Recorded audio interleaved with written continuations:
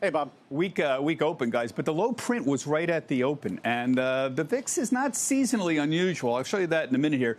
The good news is it's the cyclical sectors that are weak right now, and that often happens in August, and we've got concerns on COVID, so this makes some sense here. So if you look at what's moving things here, we've got the most important thing is the reduced growth expectations around the Delta variant, reduced vaccine effectiveness. We saw Jan Hatzius at Goldman reducing his numbers for GDP. That implies potentially lower earnings estimates. That's the most important thing that's been happening. The timing of the Fed tapering, I think, is a bit of a secondary thing. I think they've been pretty good communicating that.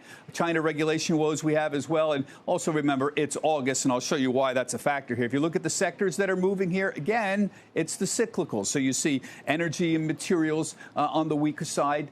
Tech is down, but not as much. And defensive names like utilities, healthcare, and consumer staples are holding up better. This is very typical of what we see for the month. And what you want to do is watch for correlations picking up. So far, they haven't. So look what's going on this week in terms of the sectors. It's the cyclicals that are weak. And again, this makes some sense. Energy and materials, industrials are the weakest group. Tech is down, but not as much. And defensive groups like healthcare and utilities and consumer staples are doing better. In other words, more defensive tone. Cyclicals are weaker.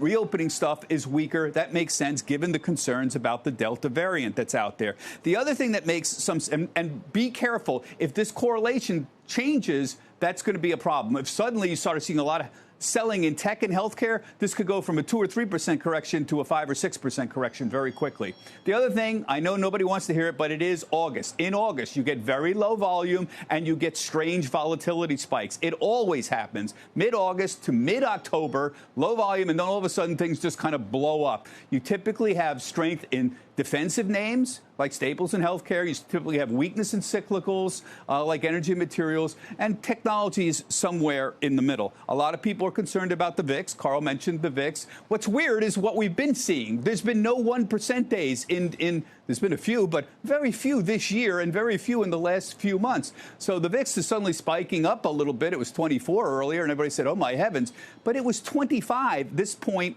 last year. And it always spikes up at least once or twice. Let me just show you here.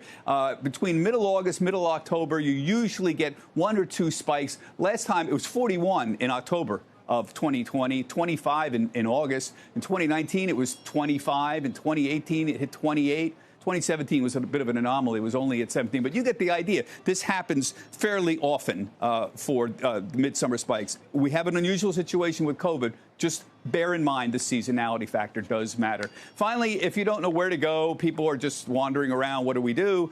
Everybody's looking at technicals. The 50-day moving average is 43.48. And you can see that 50-day moving average line there we drew for you. That's the purple line there. And pretty good support there. That's actually not a bad chart. If you're a technician, you would pay a lot of attention.